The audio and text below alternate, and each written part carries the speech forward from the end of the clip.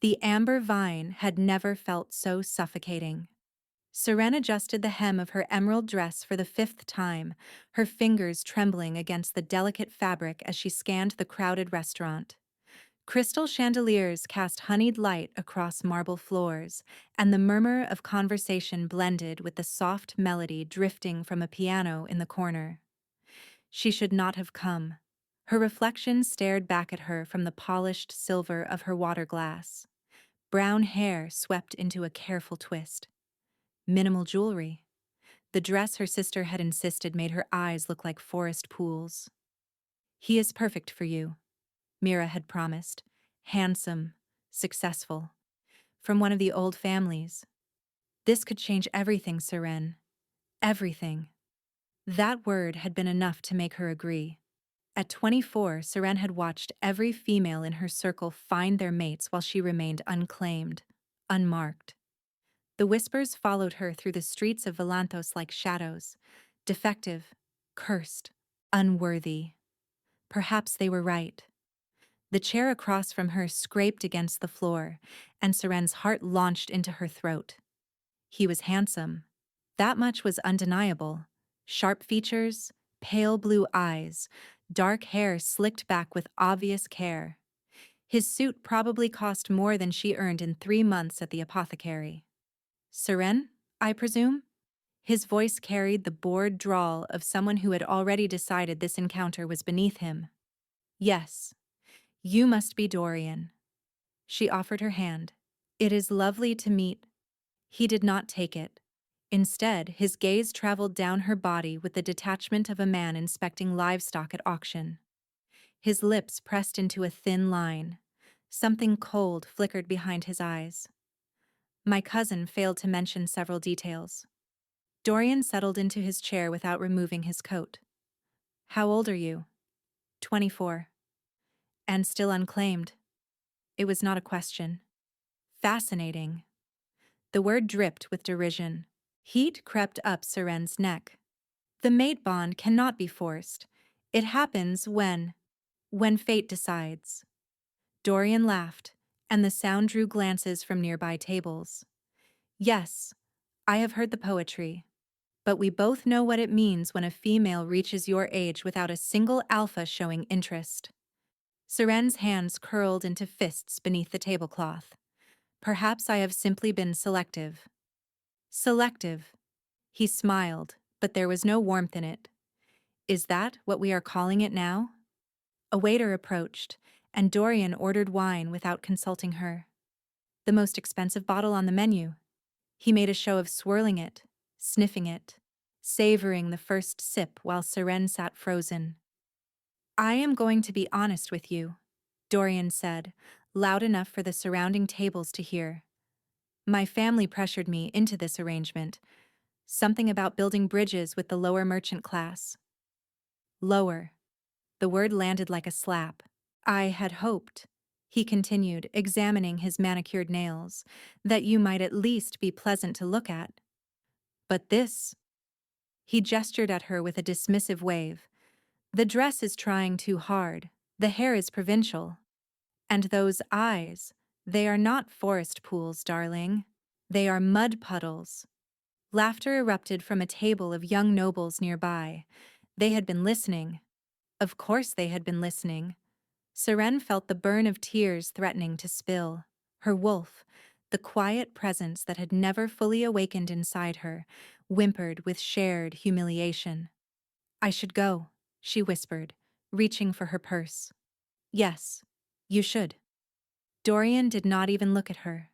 "Tell your sister that the next time she wishes to waste my evening, she should at least send someone who—" "Enough." The voice came from behind her, deep, commanding, laced with an authority that made every wolf in the restaurant instinctively lower their eyes.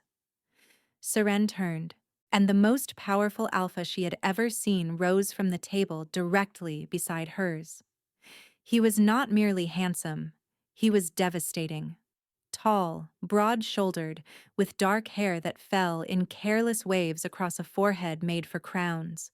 His jaw was sharp enough to cut glass, shadowed with the hint of stubble, But it was his eyes that stole the breath from Seren's lungs, golden, burning like twin flames in the candlelight, and they were fixed on Dorian with barely contained fury. "I believe," the stranger said, his voice a low rumble that vibrated through Seren's chest, "that the lady asked to leave." Dorian's face cycled through confusion, then recognition, then pure terror in the span of 2 heartbeats. The color drained from his cheeks. His wineglass slipped, splattering crimson across the white tablecloth. I did not realize, my lord, I had no idea you were, clearly." The stranger stepped closer, and Seren watched Dorian shrink back like a pup facing a dire wolf. What I witnessed was a male with more arrogance than sense publicly humiliating a female who agreed to meet him in good faith. It was merely conversation, a misunderstanding. A misunderstanding. The golden eyes narrowed. "Then you will have no objection to apologizing. On your knees." The restaurant had gone silent. Every eye watched, every ear strained. Dorian's mouth opened and closed like a fish drowning in air. "Surely you cannot expect—" "I do not expect." The stranger smiled, and it was the smile of a predator who had already won. "I command." Something in his voice shifted. Power radiated from him in waves, pressing against Seren's skin like the heat from a bonfire. Her wolf, dormant for so long, suddenly stirred. Not with fear. With something else entirely. Dorian's knees hit the marble floor with a crack that echoed through the hushed room. "Forgive me," he choked out, his eyes fixed on the ground. "I spoke out of turn. I was cruel and thoughtless, and I beg your pardon." The words were directed at Seren, but his gaze never rose to meet hers. He was terrified, trembling. Whatever authority this stranger wielded, it was absolute. "Leave," the stranger commanded. "And if I ever hear of you treating any female with such disrespect again, I will ensure your family name becomes a cautionary tale." Dorian scrambled to his feet and fled without looking back. The heavy doors of the amber vine slammed behind him, and slowly the restaurant returned to its murmur of conversation. But Seren could not move. The stranger turned to her, and the fury in his expression melted into something softer, warmer. His golden eyes traced her face with an intensity that made her pulse stutter. "Are you all right?"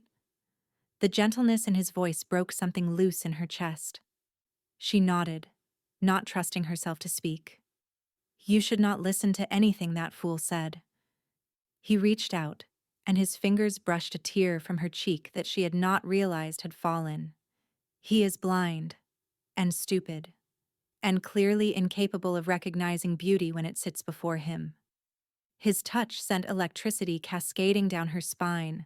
Her wolf surged forward with a keening sound that resonated in her very bones. What was happening? "I am Kale," he said softly. "Will you allow me to escort you home? The streets of Valanthos can be dangerous after dark." Seren should have refused. Should have thanked him politely and walked away. Should have protected what remained of her shattered dignity. Instead, she heard herself whisper, "Yes." The smile that transformed his face was worth every moment of humiliation that had preceded it. Neither of them noticed the hooded figure watching from the shadowed corner of the restaurant, nor the way cold eyes followed their departure with calculating interest. But by morning, the entire kingdom would know that the Alpha King had been seen leaving the amber vine with an unclaimed female from the merchant class, and those who had spent years positioning themselves for his throne would not let such a development go unanswered. The night air was cool against Seren's flushed cheeks as they walked through the lamplit streets of the upper district. Kale moved beside her with a fluid grace that seemed almost unnatural. Every step was measured, controlled, as if he was constantly aware of everything around him while simultaneously focused entirely on her. "You are quiet," he observed. "I hope I did not overstep." "Overstep?" Seren laughed softly. You saved me from the most humiliating experience of my life. If anything, I owe you a debt I cannot repay." "There is no debt." His voice was firm. "What that male did was unconscionable. You deserved none of it." They walked in comfortable silence for a moment. The streets grew narrower, the shops more modest, as they approached the merchant quarter where Seren lived. "May I ask you something?" she ventured. "Anything." "Why did you intervene?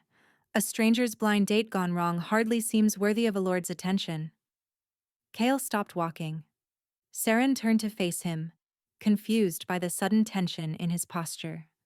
The golden flames in his eyes had intensified, burning with something that looked almost like pain. "You truly do not know who I am." It was not a question. "You said your name is Kale. Beyond that." She shrugged helplessly. "I apologize if I should recognize you. I do not attend court functions." A strange sound escaped him, half laugh, half something darker. "Seren." The way he spoke her name sent shivers across her skin. "I am Kale Aldrathan, Alpha King of Valanthos." The world tilted beneath her feet. Alpha King. She was standing in a darkened street with the Alpha King, who had just forced a noble to his knees on her behalf. "That is not possible," she breathed. And yet, why would the Alpha King be dining alone at the Amber Vine? Why would he involve himself in a commoner's failed courtship? Why would he walk her home through the merchant quarter like a male who felt something the moment he saw you? Kale stepped closer, and her back met the cold stone of a building behind her. Like an alpha whose wolf recognized something in you that defies explanation. Like a king who suddenly understands why no other female has ever stirred his heart. Seren's breath came in shallow gasps. This was madness. This was impossible. This was... I felt it too, she whispered before she could stop herself. Kale's eyes flared with golden fire. His hand came up to cup her face, his thumb tracing the line of her jaw with devastating tenderness. "Then you understand why I cannot walk away from you tonight. Why I need to see you again. Why every instinct I possess is screaming that you are my king." The voice shattered the moment like a stone through glass. A male stepped from the shadows. Tall, silver-haired, with the bearing of a warrior and the expression of someone delivering grave news. "Corvin?" Kale did not release her face. "I gave explicit instructions not to be disturbed." "I know, my king. But the situation is urgent." The male's eyes flicked to Seren, then away. "The Council of Elders has convened an emergency session. Lady Seraphina of House Morthane has arrived in the capital. They are demanding your presence immediately." Seren felt Kale's entire body go rigid. "Seraphina," she repeated. The name tasted like poison on her tongue. "Who is Seraphina?" Kale closed his eyes. When he opened them again, the golden flames had dimmed to something that looked like despair. She is the female I have been betrothed to since birth. The alliance between our houses was sealed before I could walk." His voice was hollow. "The council has set our wedding date for 6 weeks from now." 6 weeks. Seren stepped back, breaking the contact between them.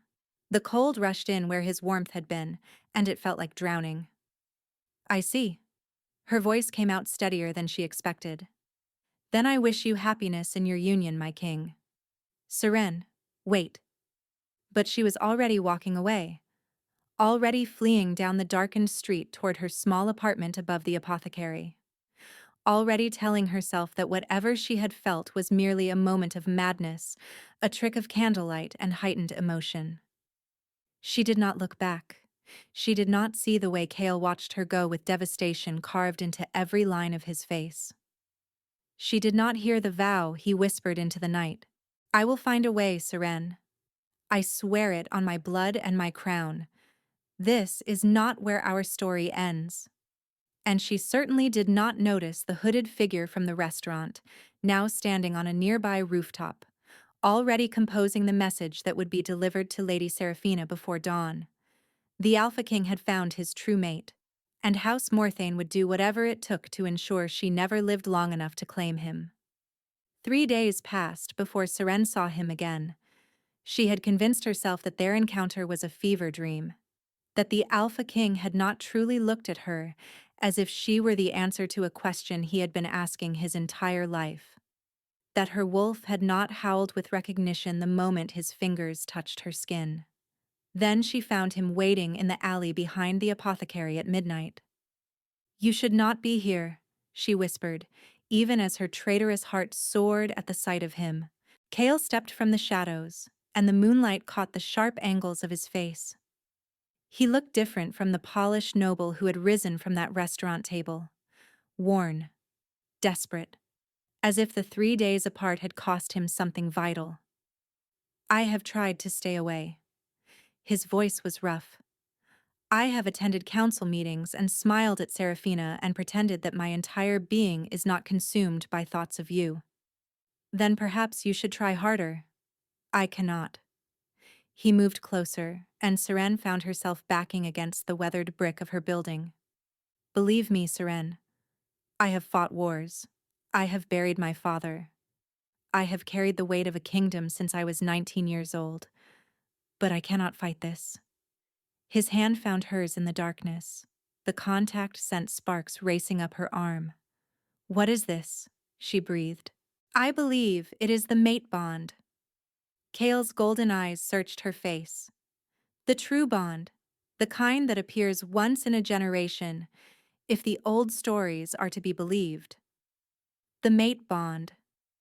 Seren had grown up hearing tales of the sacred connection between destined pairs, how it transcended politics and bloodlines, how it could not be denied without destroying both wolves involved. "But you are betrothed," she said weakly. "An arrangement made by my father before my birth. It holds no claim over my heart." "The council will have to accept that their king has found his true mate." Kale brought her hand to his chest, pressing her palm flat against the thundering beat beneath. "Feel that. My heart has not raced like this since I was a boy facing my first hunt. You have awakened something in me that I thought was dead, Seren." She should have pulled away, should have reminded him of his duty, his station, the impossible gulf between a merchant's daughter and a king. Instead, she leaned into him and let herself believe. The weeks that followed were stolen moments woven between the threads of their separate lives. He came to her in darkness, scaling the wall to her tiny apartment above the apothecary like a lovesick youth rather than the most powerful alpha in the realm. They talked for hours about everything and nothing.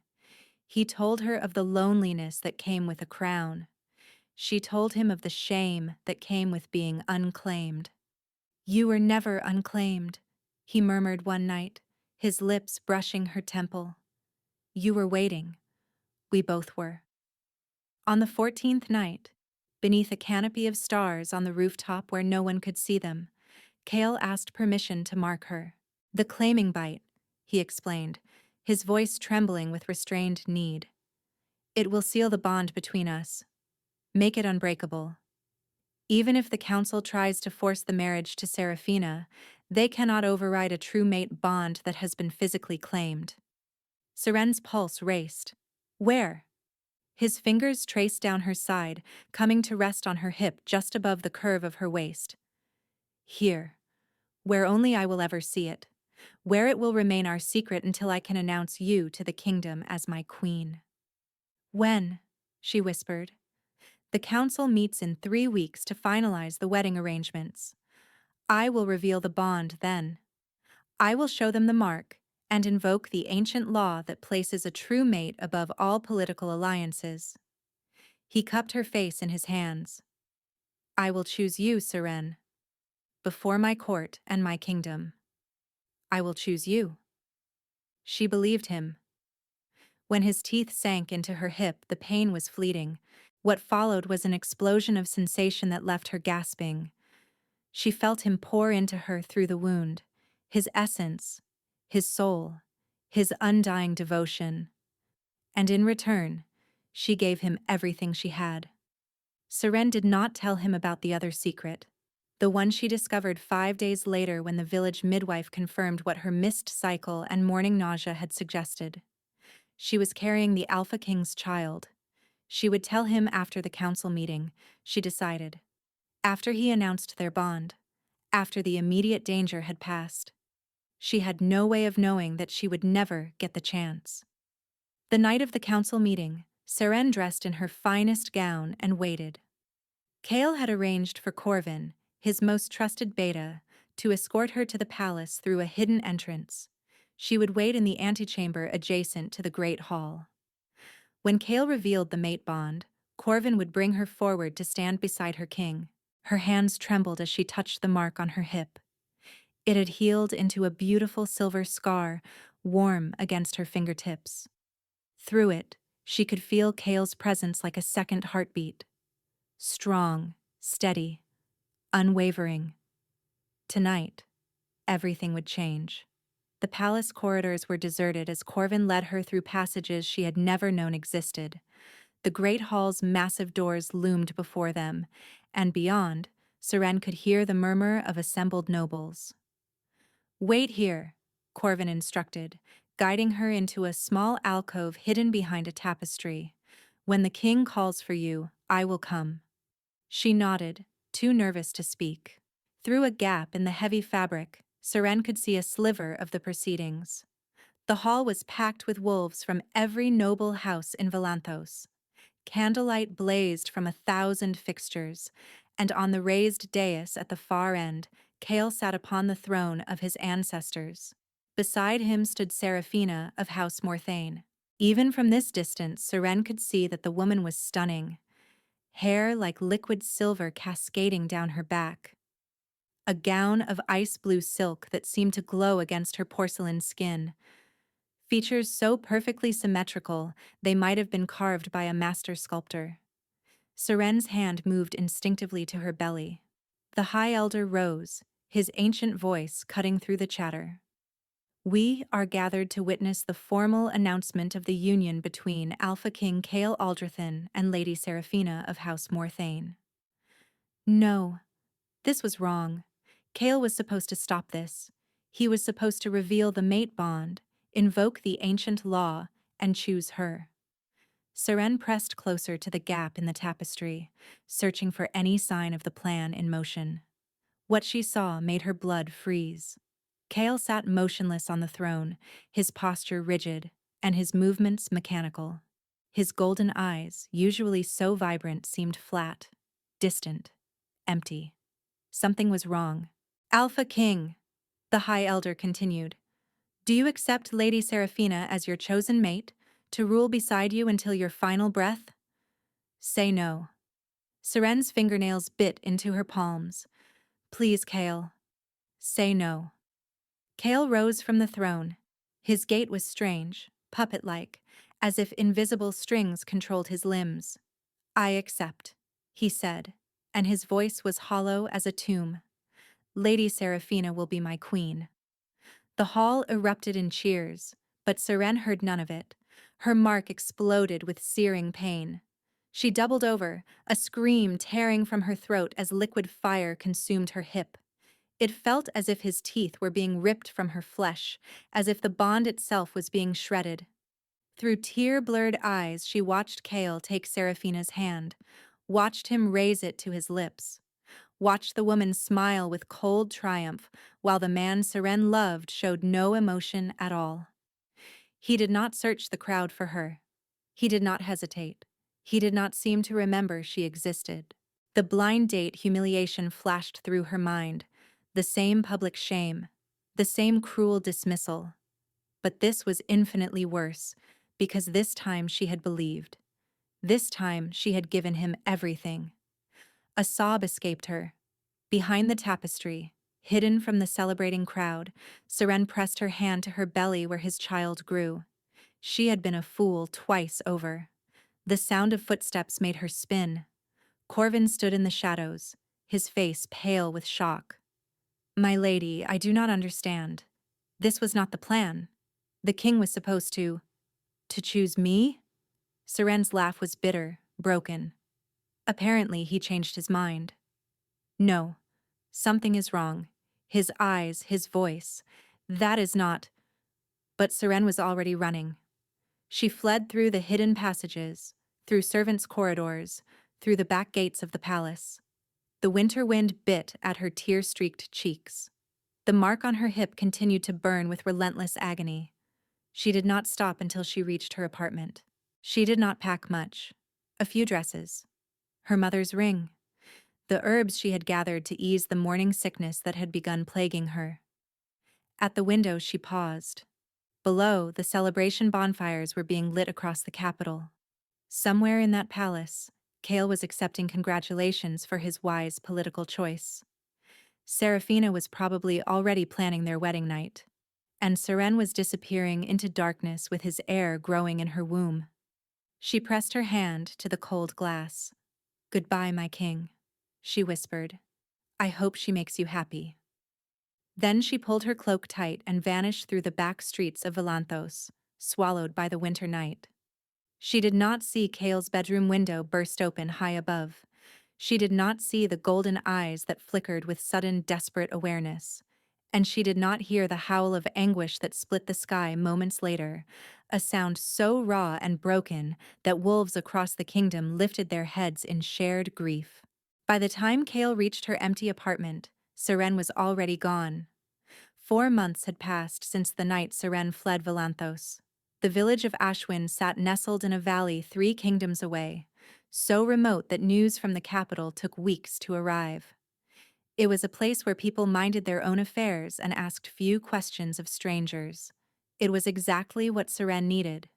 She had arrived in the bitter heart of winter, claiming to be a widow named Sera, whose husband had died in a border skirmish. The village healer had recently passed, and Ashwin desperately needed someone with knowledge of herbs and medicine. Seren's skills with the apothecary trade made her invaluable. Within weeks, she had become simply the healer woman who lived in the cottage by the river.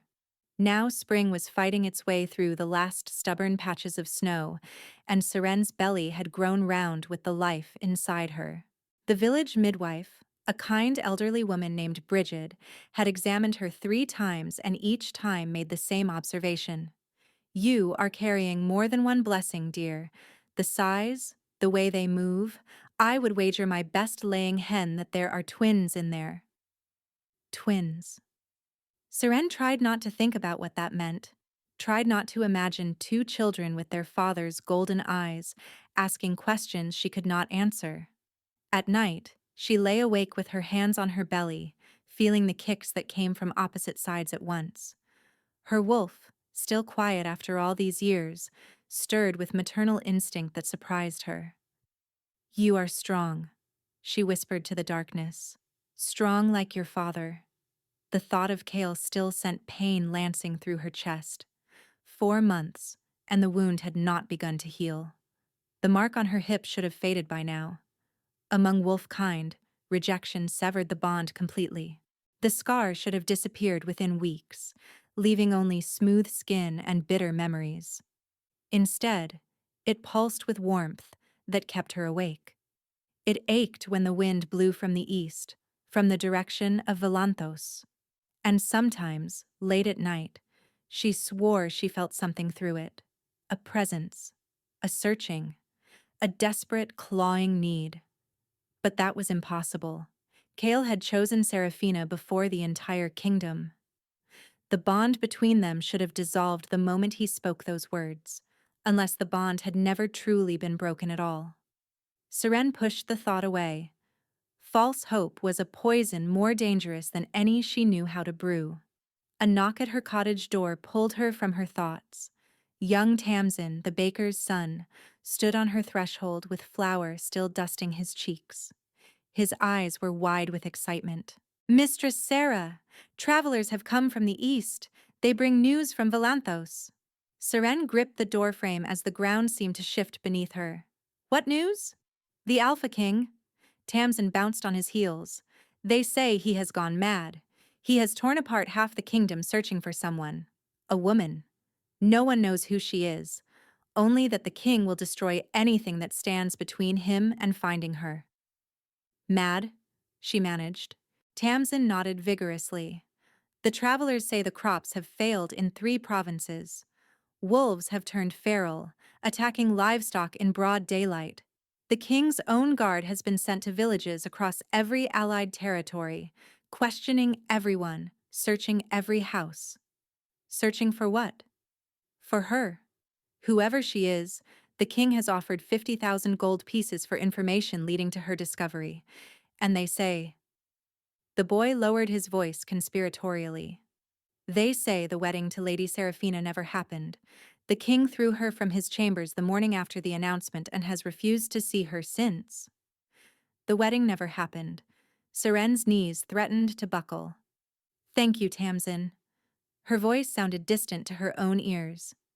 Tell your father I will bring the salve for his hands tomorrow. After the boy left, Seren sank into her chair with trembling legs. He was searching for her. But why? Why would Kale tear his kingdom apart for a woman he had publicly rejected? Why would he cancel a wedding that secured the most powerful political alliance in a generation? Unless something had been wrong that night. Unless the emptiness in his eyes had been something other than indifference. Movement outside her window caught her attention. Serene's breath stopped. A shape stood at the edge of the forest across the river. Large, 4-legged, dark fur catching the last light of day. A wolf. As she watched, frozen with terror, another emerged beside it. Then another. 4 massive wolves, their amber eyes fixed on her cottage with an intelligence that was anything but animal. They had found her. The mark on Seren's hip exploded with heat. She gasped, stumbling away from the window as pain radiated through her body. This was nothing like the dull warmth she had grown accustomed to. This was searing, overwhelming, as if molten iron had been pressed against her flesh. And beneath the pain, she felt something else. A presence, vast and desperate, pushing against the edges of her consciousness. Her babies kicked violently, movements coming from both sides at once. No, Seren breathed, both hands flying to her belly. No, no, no. He was close. Not just his wolves, him. And Seren had nowhere left to run. Seren's eyes darted around her small cottage, calculating escape routes. The back door led to the forest, but if wolves were already watching, they would run her down before she made it 50 yards. The root cellar was hidden beneath a rug, but a wolf's nose would find her within minutes.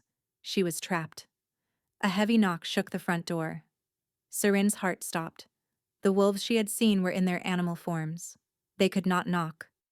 Which meant someone in human form stood on her threshold. Another knock, more insistent. Mistress Sarah? A male voice, vaguely familiar. Please open the door. We mean you no harm. Seren laughed bitterly at that. Wolves who hunted a pregnant woman across 3 kingdoms meant her no harm. How reassuring. But she had no choice. Running was impossible. Hiding was futile. And if she did not open the door willingly, they would simply break it down. She grabbed the iron fire poker from beside her hearth and moved toward the door. When she opened it, 3 men stood on her threshold. 2 were clearly warriors, their massive frames and alert postures marking them as royal guard. But it was the 3rd man who made Serene's breath catch. Silver hair, weathered face, the bearing of a wolf who had seen decades of service. Corvin, she breathed. The beta's eyes flooded with relief. My lady. Thank the moon. We have been searching for so long. I am not your lady. Seren kept the poker raised. I am no one. A widow. A healer. Nothing more. You are Seren, formerly of the merchant district of Valanthos. You bear the king's claiming mark on your left hip and his children in your womb. Corvin's voice gentled. May we come in? What I have to tell you cannot be spoken where others might hear. Children. He had said children, not child. Seren's grip on the poker trembled. How do you know about the mark?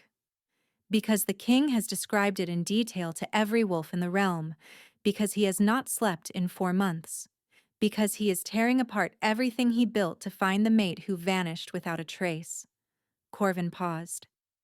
My lady, please, let me explain what truly happened that night. Against every instinct screaming at her to flee, Seren stepped aside. Corvin entered alone, leaving the guards at the door. He looked around her modest cottage, taking in the drying herbs, the simple furniture, the narrow bed where she had spent countless nights weeping into her pillow. He did not choose her, Corvin said quietly. Seraphina. He did not choose her willingly.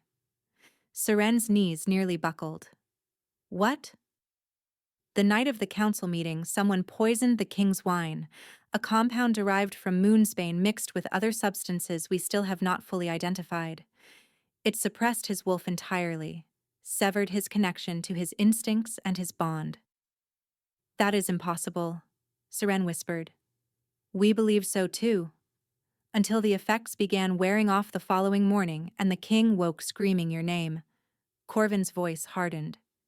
He remembered nothing of the announcement, nothing of accepting Seraphina. The first thing he did was run to find you. And when your apartment was empty, he did not need to finish. Seren sank into the nearest chair, her mind reeling. Poisoned. He had been poisoned. The empty eyes, the mechanical movements, the complete absence of recognition. It had not been rejection at all. It had been violation. Who did this? She demanded. House Morthane. Seraphina's family. They have wanted their bloodline on the throne for 3 generations. With you gone and the king bound to their daughter by witnessed oath, they would have had everything. Corvin knelt before her chair. My lady, the king is not well. The damaged bond, the missing mate. His wolf has been fighting for dominance since the moment he regained his senses. If he does not find you soon, we fear he may go feral permanently. A wolf separated from its true mate for too long could lose itself entirely to the animal. And an alpha king, with power as vast as Kale's, would become something monstrous. I cannot go back, she heard herself say. Seraphina and her family will kill me. They will kill my children. Which is why I have not told the king exactly where you are. Corvin withdrew a folded letter from his coat.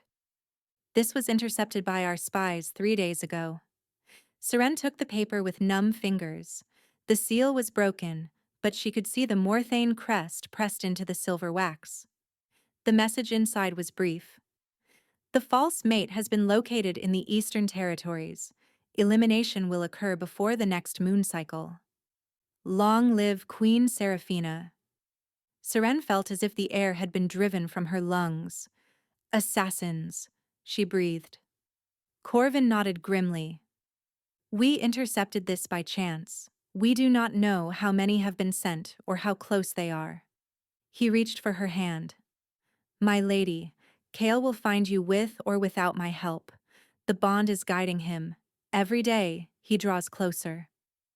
As if to emphasize his words, Serene's mark flared with sudden heat. He feels that too, the beta said quietly. Every time your mark burns, he feels an answering fire. It is the only thing keeping him tethered to his humanity. Before Corvin could say more, a howl split the evening air. It came from the forest, close and filled with warning. The beta was on his feet instantly. They have found us. Who? Seren demanded, rising despite her trembling legs. Through her window she could see shapes moving between the trees. Not the dark-furred wolves who had watched her cottage earlier. These were different. Leaner, their movements coordinated with predatory precision. And leading them, stepping from the shadows with a crossbow raised, was a figure in black armor. The warrior moved with a lethal feminine grace, face hidden behind a silver mask shaped like a snarling wolf. The Morthane assassins had arrived. The first arrow shattered Seren's window before she could draw breath to scream. Corvin moved with supernatural speed, shoving her toward the back of the cottage as glass exploded across the floor. The 2 guards burst through the front door, already shifting mid-stride, their human forms dissolving into massive wolves that lunged toward the tree line. The cellar, Corvin commanded. Now. There is no way out from the cellar, Seren gasped. You only need to survive until the king arrives. He is close. I can feel him through the pack bond. Another arrow punched through the wooden wall, embedding itself inches from Serene's head. Dark liquid glistened on its tip. Poison. They are not trying to capture me, she realized aloud. They are trying to kill me quickly. Corvin's jaw tightened. The Morthanes cannot afford witnesses. He pulled a long dagger from his belt and pressed it into her hands. The blade is silver-edged. It will wound even a shifted wolf. Use it if you must.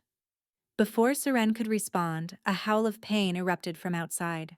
One of the guards, she realized. Then terrible silence. Corvin's eyes flickered amber, his wolf rising to the surface. Stay hidden. Whatever happens, do not emerge until you hear my voice, or the king's. Corvin! But he was already gone, his body exploding into wolf form as he crashed through the ruined window to join the battle. Seren stood frozen in her destroyed cottage, the silver dagger clutched in her trembling hands. Through the shattered glass, she could see shapes moving in the darkness, wolves clashing with wolves, the flash of blades, the sickening sound of flesh meeting steel. Her mark burned with renewed intensity, and she gasped at the sensation that accompanied it. He was closer now. Much closer.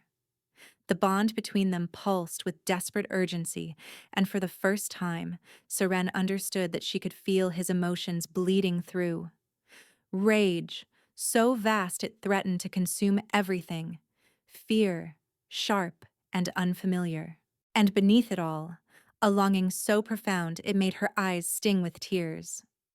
Through the window, she watched in horror as Corvin's wolf form was thrown against an oak tree with bone-cracking force. He struggled to rise, blood matting his silver-streaked fur, but 4 assassin wolves circled him with predatory patience. He was losing. Seren's gaze dropped to the cellar door. She could hide as Corvin had instructed, could wait in the darkness and pray that help arrived before the assassins found her. But Corvin would be dead by then, and she would be cowering underground while wolves died to protect her. No, she had spent 4 months running, 4 months hiding, 4 months letting fear dictate her every choice. Not anymore. Seren stepped through the shattered window into the chaos of battle. The effect was immediate. Every wolf in the clearing turned to stare at the pregnant woman who stood in the ruins of her home with nothing but a silver dagger and desperate courage. "Looking for me?" she called out, her voice steadier than she felt. "Here I am." The assassin wolves hesitated, their formation breaking as confusion warred with training. This was not how prey was supposed to behave. The masked leader raised her crossbow, taking aim at Seren's heart. "Foolish girl," a cold female voice hissed from behind the silver mask. "You should have stayed hidden. Now your death will be painful instead of quick." Seren's hand moved to her belly, shielding her children. "You will have to go through me first." "That," the assassin replied, "is precisely the point." The crossbow string sang. Seren closed her eyes, and then the forest exploded. Trees splintered like kindling as something massive crashed through the undergrowth. The ground shook with the force of its approach. The assassin wolves scattered in pure terror. The masked woman spun toward the sound, her crossbow swinging to track the new threat. She was not fast enough.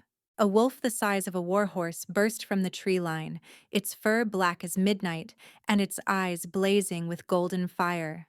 It moved with a speed that defied physics, crossing the clearing in a single bound. Its jaws closed around the assassin's crossbow arm with a sickening crunch. The woman's scream was cut short as the massive wolf shook her like a rag doll, then flung her broken body into the darkness.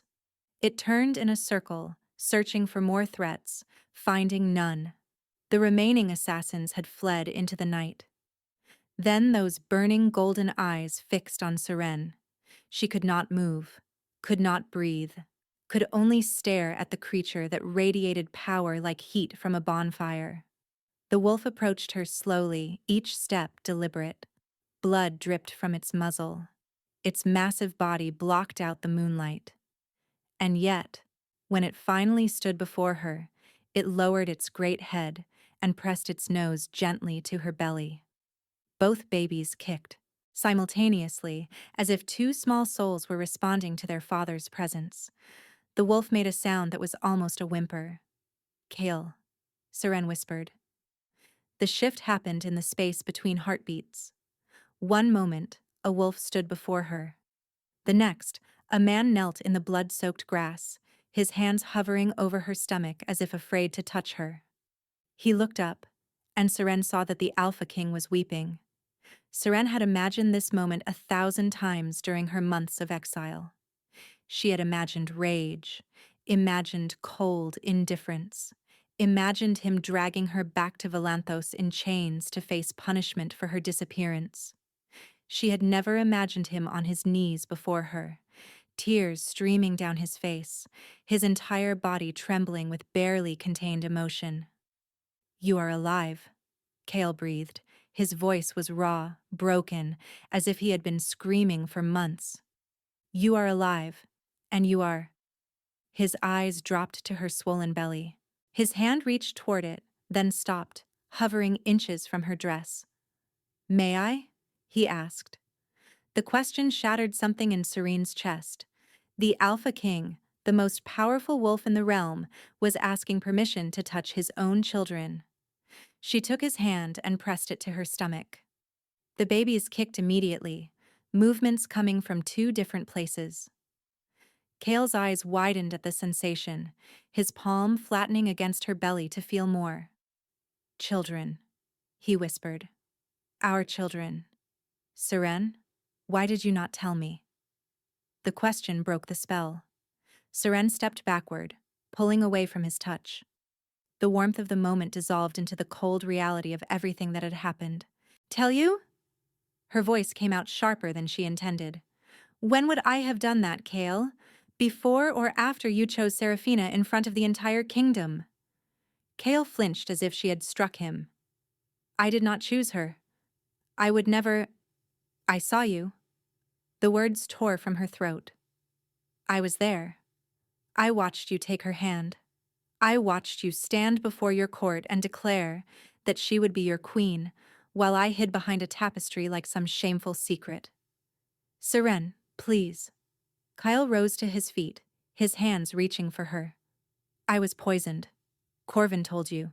The Morthanes drugged me. I remember nothing of that night except waking the next morning and finding you gone." "How convenient," Seren spat, even as her heart cracked at the agony in his eyes. "Convenient?" Kyle's voice hardened. "You think any part of this has been convenient? I have spent 4 months hunting for you. 4 months fighting my wolf for control. 4 months watching my kingdom crumble while I tore apart every village, every forest, and every corner of the realm searching for the mate who vanished without a word. Because you rejected me. Because I was violated." The roar shook the clearing. The word hung between them, terrible and true. "Do you think I chose this? Do you think I wanted to wake up bound to a woman I despise while the woman I love was gone? While our bond was screaming in my chest and I had no idea where you were, or if you were even alive?" His voice cracked on the last word, and Seren saw something in his eyes that she had never expected to see. Vulnerability. Raw, desperate vulnerability from the most powerful wolf in the realm. Seren's anger faltered. The bond. She had felt it too, every day of her exile. The burning mark that should have faded but never did. The ache that followed her into sleep and greeted her upon waking. The sense of him searching, always searching, like a distant lighthouse she could never quite reach. "I thought you had thrown me away," she whispered. "I thought everything you said was a lie, that I was just a convenient distraction until you were forced to choose someone worthy of your crown." Kyle closed the distance between them in 2 strides. His hands cupped her face, tilting it up until she had no choice but to meet his gaze. "You are worthy of everything," he said fiercely. "You are my mate. My true mate. The bond recognized you before I even knew your name. Do you think I would give that up for politics? For power? For anything in this world or any other?" A sob escaped Seren's throat. She had held the grief inside for so long, had built walls around her broken heart to keep functioning. But now, with his hands on her face and his words cracking through her defenses, those walls were crumbling. "See, I waited for you," she choked out. "That night. I waited behind that tapestry for you to call my name. I was going to stand beside you. I was going to tell you about the babies after." Kale's expression shattered. "Seren. And when you chose her instead, I ran. I ran because staying would have destroyed me." She pounded her fist against his chest, but there was no strength behind the blow. "Do you know what that felt like? To be humiliated and abandoned twice? First by a stranger at a restaurant, and then by the man who swore I was his entire world?" Kale caught her wrist and pressed her palm flat against his heart. "Yes," he said quietly. "I know exactly what it felt like, because I have spent every moment since that night living with the knowledge that I failed you, that something was done to me that made me betray the most important person in my existence." His heartbeat thundered beneath her hand, strong and steady and achingly familiar. "I have not touched Serafina," Kale continued. "I have not even been in the same room as her since I regained my senses. The council is threatening rebellion. Half the noble houses have withdrawn their support." He laughed bitterly. "They think I have gone mad, Seren, and perhaps I have. But I would burn this kingdom to ashes before I let anyone but you sit beside me on that throne." The mark on her hip flared with warmth, and she felt his answering pulse through the bond. His claim on her, incomplete as it was, resonated with something deep in her soul. "The Morthanes sent assassins," she heard herself say. "They want me dead." Kale's eyes hardened to molten gold. "Then the Morthanes will learn what happens to those who threaten my mate." He leaned down and pressed his forehead to hers. "I love you," he whispered. "I have loved you since the moment I rose from that table at the Amber Vine. I will love you until the stars burn out and the moons fall from the sky. Please, Seren, come home with me. Let me make this right." Seren looked into his golden eyes, those eyes that had haunted her dreams for 4 months, and felt the last of her resistance crumble. "Together?" she asked quietly. "Always, my heart. From this moment until my last breath. Together." When his lips found hers, the bond between them roared to life with a force that stole her breath away. The journey to Volanthos should have taken 4 days. Kyle's wolves made it in 2. Seren rode before the Alpha King on his massive black stallion, his arm wrapped securely around her waist, his body shielding her from the biting wind. She had protested at first, but Kale had simply lifted her onto his saddle and silenced her objections with a look that brooked no argument. "My wolf needs you close," he had said, his voice rough with emotion. 4 months of separation nearly destroyed us both. I will not let you out of my sight until the bond is completed and every threat to your safety is eliminated." So Seren had relented, leaning back against his chest and feeling his heartbeat against her spine. The babies seemed to approve of the arrangement, settling into peaceful stillness for the first time in weeks. As they rode through the night, Kale told her everything. He told her about waking from the drugged haze to find Serafina in his chambers, attempting to consummate a union he had no memory of agreeing to. About the horror that had flooded through him when he realized what had been done. About throwing her from his rooms and ordering her confined pending investigation. He told her about the search that had consumed every waking moment since. The wolves sent to every corner of the kingdom. The sleepless nights spent poring over maps and reports. The way his control had frayed with each passing day until his own advisors feared to be in the same room with him. "My wolf knew you were alive," he murmured against her hair. "The bond never broke. Not truly. Every time I tried to accept that you might be gone forever, I would feel a pulse of warmth from the mark I gave you. And I knew. I knew you were out there somewhere, waiting for me to find you." Serene's hand moved to cover his where it rested on her belly. I felt it too. The burn that never faded. The dreams that felt more real than waking. Kyle stiffened behind her. "You dreamed of me?" "Every night. You came to me in moonlit forests. You spoke to me in words I could somehow understand. You told me you loved me, that you would find me, and that nothing would keep us apart." "Those were not dreams." Kyle's voice was hoarse. "My wolf. When I slept, he would reach for you through the bond.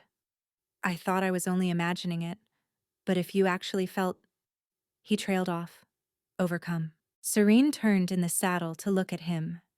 In the silver moonlight, she could see the shadows under his eyes, the gauntness of his cheeks, the evidence of months of suffering etched into every line of his face.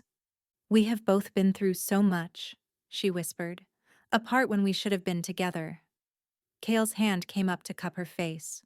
"Never again," he vowed. "Whatever comes next, we face it as one." He leaned down and pressed his lips to hers. The kiss was gentle at first, tender and questioning. But when Serene's hand curled around the back of his neck, pulling him closer, something ignited between them. The bond roared with renewed strength. Serene gasped against his mouth as sensation flooded through her. His emotions crashed into hers with overwhelming force. Love, desperate and all-consuming. Desire, barely held in check. And beneath it all, a fierce protectiveness that wrapped around her like armor. When they finally broke apart, both breathing hard, Kale's eyes were blazing gold. "Soon," he promised, his voice rough with restrained need. "When you are safe, when our enemies are destroyed, I will complete the bond properly and you will never doubt my devotion again." They reached the outskirts of Valanthos as dawn painted the sky in shades of amber and rose. The capital city spread before them, its ancient spires reaching toward the heavens. But something was wrong. Smoke rose from several quarters of the city. The distant sound of shouting reached their ears. And on the great banner that flew above the castle gates, the royal crest had been replaced by the silver serpent of House Morthane. "No," Corvin breathed from behind them. "They would not dare." Kale's arm tightened around Serene as a growl built in his chest. "They have taken the castle." "How is that possible?" Serene demanded. "You have been gone only 2 days. The Morthanes have been planning this for years. Perhaps decades. They did not just want me to marry Seraphina. They wanted to replace me entirely." A rider emerged from the city gates, galloping toward them at reckless speed. One of Kale's scouts, his face ashen with fear. "My king," he gasped. "The Morthanes struck at midnight. They had allies within the guard. Lord Valdric Morthane has declared himself regent, claiming you have gone feral and are unfit to rule. Lady Seraphina has been named queen."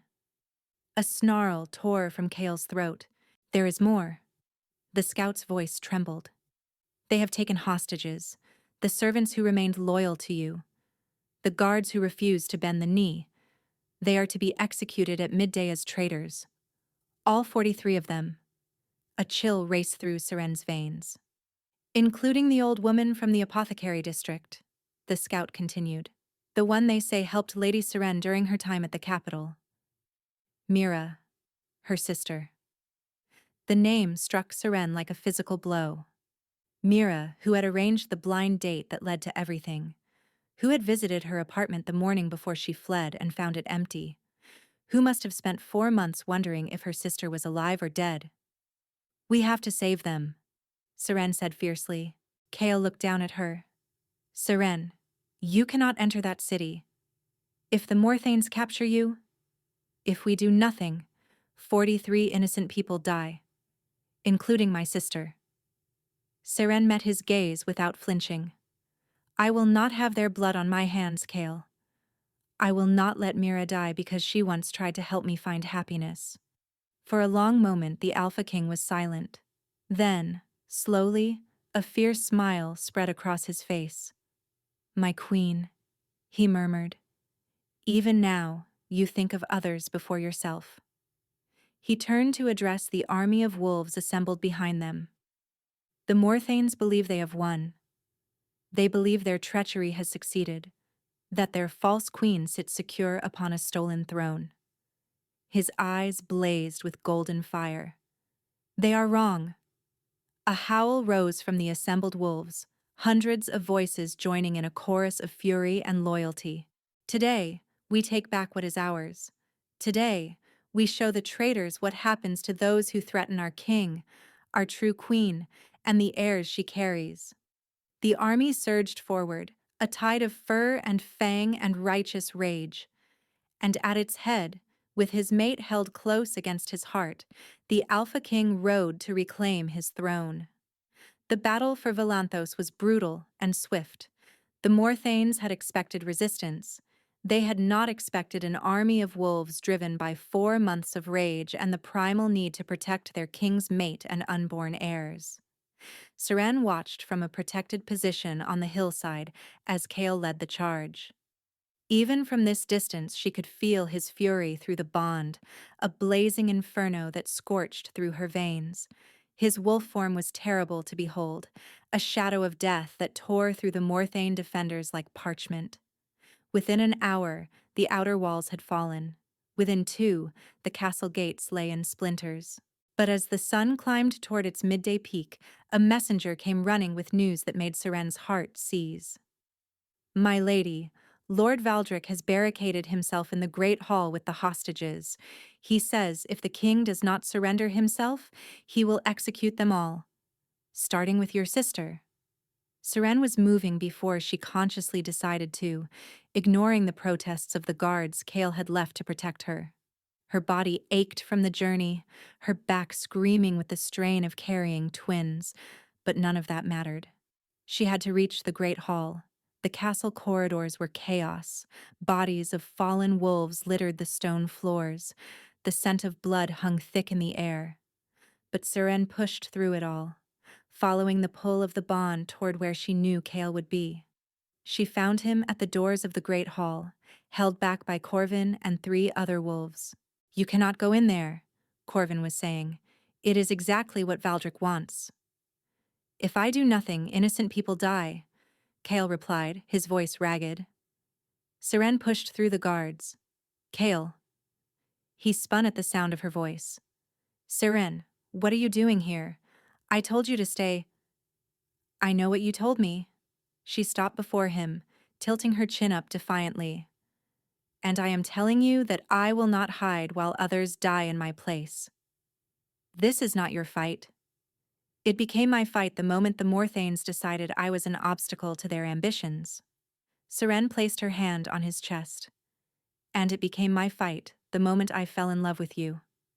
Kale's breath caught. I love you, she said. I loved you when I thought you had betrayed me. I loved you through 4 months of exile and heartbreak. And I will not let that love make me a coward now. She turned toward the great hall doors before he could respond.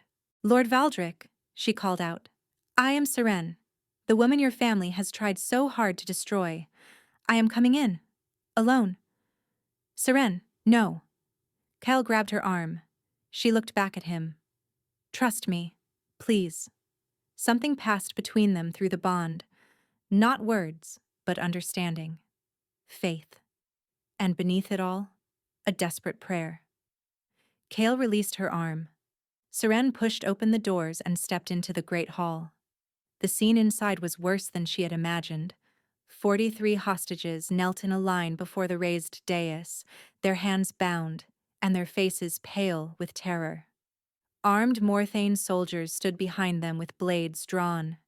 And on the throne that should have belonged to Kale sat Lord Valdric Morthane, his silver hair gleaming in the torchlight, his cruel eyes fixed on her with predatory interest. Beside him stood Serafina. "So the little merchant girl finally shows herself," Serafina said, her lip curling with disdain. "A pregnant nobody who somehow bewitched a king. How pathetic." Seren ignored her, her gaze finding Mira among the hostages. Her sister's eyes widened with shock, then flooded with tears. "Seren, you are alive? Run, please, run while you can." "I am done running." Seren turned to face Lord Valdric. "You want the king to surrender. I am offering you something better." Valdric's eyebrow rose. "And what might that be?" "Me." Seren placed her hand on her belly. "The king's mate and his unborn heirs. Take me as your hostage instead. Release the others." "No!" The roar came from beyond the doors. Kale's anguish tore through the bond like shattered glass. But Valdric was smiling. An interesting proposition. The true prize, delivering herself willingly. He stroked his chin. "Very well. I accept." "Father, wait," Serafina interjected. "We should simply kill her now and be done with it." "Patience, daughter. A dead hostage has no value. A living one, especially one carrying the royal heirs." Valdric's smile widened into something monstrous. "Guards, release the prisoners. Secure the girl." The hostages were cut free, stumbling toward the doors in confused relief. Mira tried to reach Seren, but soldiers pushed her back with the others. "Go," Seren told her sister. "I will be all right." It was a lie, and they both knew it. As rough hands grabbed Seren's arms, she felt strangely calm. The bond with Kale pulsed with his panic, his rage, his desperate need to reach her. But beneath all of that, she could feel something else, the babies, stirring within her, and with them, a power she had never known existed. Something ancient, something vast, something that had been sleeping inside her bloodline for generations, waiting for this moment to awaken. "Now then," Valdric said, rising from the stolen throne. He drew a sword that gleamed with an unnatural silver sheen, moon's bane-coated steel. "Let us end this farce once and for all." He descended the dais steps, the poisoned blade held loosely at his side. "You see, little merchant girl, you were never meant to survive this long. A true mate bond appearing after 300 years of silence? The elders thought it was a blessing." He laughed coldly. "We knew it was a threat." Seren's eyes widened. "You knew, before the council meeting. You knew about the bond." "Of course we knew. We have had spies in the palace for decades. The moment Kale marked you, we began preparing." Valdric raised the sword, examining its edge. "The moonsbane that suppressed his wolf at the announcement? That was merely the beginning. You were supposed to be eliminated that same night. But you ran before our assassins could reach you." 4 months, Serafina added, moving to stand beside her father. 4 months of hunting you across 3 kingdoms while my idiot betrothed tore apart everything searching. Do you know how tedious that has been?" Valdric pressed the tip of his blade beneath Seren's chin, forcing her head up. "But now," he said softly, "the hunt is over." He raised the sword for the killing blow, and Seren's children chose that moment to protect their mother. Power exploded from her womb. Golden light, pure and blinding, erupted from Seren's belly and slammed into Valdric with the force of a thunderbolt.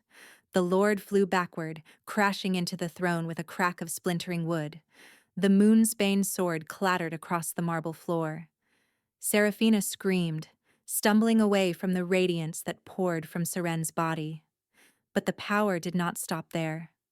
Pain tore through Seren as bones began to shift, muscles stretched, skin rippled with the emergence of silver-white fur. She was transforming, the change she had never been able to complete. The wolf that had remained dormant inside her for 24 years was finally awakening. And it was awakening because her children, even unborn, carried power that defied everything the world thought it knew about bloodlines and bonds. Seren threw back her head and screamed as her body remade itself. The great hall doors exploded inward. Kale burst through in full wolf form, his massive black body hurtling toward her even as her own body tore itself apart. His howl shook the rafters, a sound of pure anguish and protective fury. Morthane's soldiers rushed to intercept him. Seraphina shouted orders. Chaos erupted on every side, but Seren was beyond noticing any of it. Her transformation completed in a surge of golden fire. Where a pregnant woman had stood, a wolf now crouched. Her fur was the color of starlight, her eyes blazing with amber flames that matched her mate's. She was smaller than Kale's massive form, but no less magnificent, and she was furious. Valdric had risen from the ruins of the throne, blood streaming down his face. He lunged for the fallen Moonsbane sword. Seren moved faster. Her jaws closed around his wrist before his fingers could touch the hilt. She bit down with all the strength her newborn wolf possessed. Valdric screamed as bones shattered. Seren flung him aside and turned to face Seraphina, who stood frozen with terror. "You tried to take everything from me." Seren's voice echoed through the bond, and somehow, impossibly, everyone in the hall could hear it. "My mate, my children, my very existence. Now you will answer for your crimes." Seraphina tried to run. She made it 3 steps before Kale's massive form blocked her path. His golden eyes burned with the same terrible fury that blazed in Seren's. The remaining Morthane soldiers threw down their weapons and fell to their knees in surrender. The battle was over. Kale shifted back to human form, his naked chest heaving with exertion. He crossed the hall to where Seren still stood in wolf form, her silver fur matted with Valdric's blood. "My love," he said softly, kneeling before her. "My brave, impossible love. Can you shift back?" Seren felt the change ripple through her, easier this time. Between one breath and the next, she was human again, collapsed in Kale's arms with tears streaming down her face. "I did it," she gasped. "I finally—" "You were magnificent."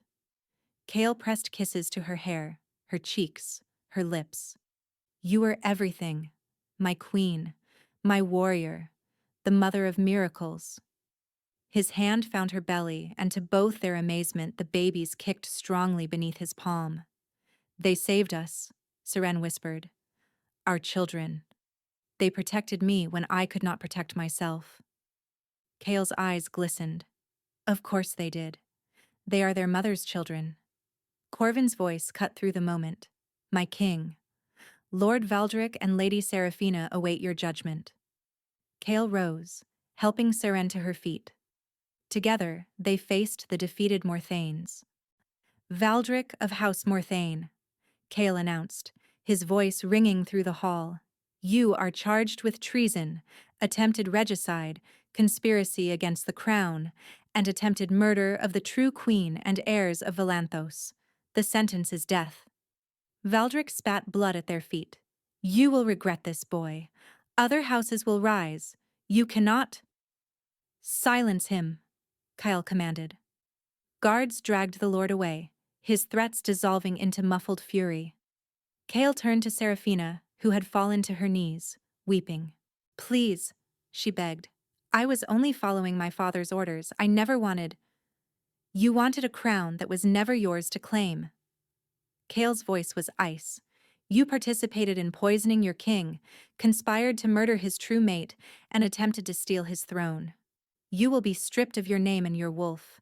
You will be exiled to the frozen wastelands beyond the northern border. And you will live out your days knowing that everything you schemed for has turned to ash." Seraphina's screams echoed through the great hall as guards dragged her away. Then there was silence. Kyle turned to Seren, and the hardness in his expression melted into something soft, something reverent. "My queen," he said, loud enough for everyone to hear. "Will you stand beside me and help me heal what has been broken?" Seren took his hand. "Always." The moon hung full and heavy over Valanthos as Kale led Seren to the royal chambers. The kingdom was beginning to heal. The Morthane loyalists had been rounded up and were awaiting trial. The hostages had been reunited with their families, including Mira, who had not stopped crying since embracing her sister in the Great Hall. The damage to the city was being repaired, and the people were emerging from their homes with hope renewed. But one final piece remained incomplete. The bond, Kale said softly, closing the chamber doors behind them. It needs to be finished, properly, if you will have me. Seren looked at the man who had risen from a restaurant table to defend her honor, the king who had torn apart his kingdom to find her, the wolf who had faced down assassins and traitors, and his own counsel for the chance to love her. I will have you, she said. I have always been yours, Kale, from the moment we met. He crossed to her in 2 strides and cupped her face in his hands. Then claim me, he whispered. Make it complete. He tilted his head, baring his throat to her in the ancient gesture of a wolf offering himself to his mate. Seren understood instinctively what to do. Her wolf rose within her, no longer dormant, guiding her movements as she pressed her lips to the spot where his neck met his shoulder. Her teeth sank into his flesh. The bond exploded between them. It was not pain, it was completion. 2 halves of a single soul finally becoming whole. Seren felt Kale's essence pour into her as hers flowed into him. Every memory, every emotion, every secret corner of their hearts laid bare to each other. She saw the night of the blind date through his eyes, how he had noticed her the moment she entered the amber vine, the way the candlelight caught her hair, the nervous hope in her expression. How his wolf had surged forward with a recognition so powerful it had nearly driven him to his knees. How watching Dorian humiliate her had filled him with a rage so vast he could barely contain his shift. She felt his devastation when he had woken from the moon's bane haze. The horror of finding Seraphina in his chambers. The soul-deep wrongness of knowing something had been taken from him that he could not name. And then the memory of her, crashing through the fog like sunlight through storm clouds, and the screaming, clawing need to find her that had consumed every moment since. She saw herself through his eyes. Not a rejected merchant's daughter, not an unclaimed female, not a nobody, but a woman of extraordinary courage and compassion, a healer who had captivated a king with her kindness and fierce spirit, the mother of his children, his fated mate, chosen by destiny itself, the most precious soul in his entire existence. And he saw himself through hers. Not a king who had failed her, but a man who had fought against impossible odds to find her, who had torn his kingdom apart rather than accept a false mate, who loved her with a ferocity that transcended poison and politics and even death itself. When Seren finally released him, they were both trembling. My queen, Kale breathed, pressing his forehead to hers. My king, she answered. Outside their window, wolves across the capital lifted their voices in a howl of joy. In the months that followed, Volanthos flourished as it had not in generations. The true mate bond between the Alpha King and his queen radiated peace and stability throughout the realm. Crops that had withered under the weight of Kale's suffering grew abundant. Wolves who had turned feral returned to their senses.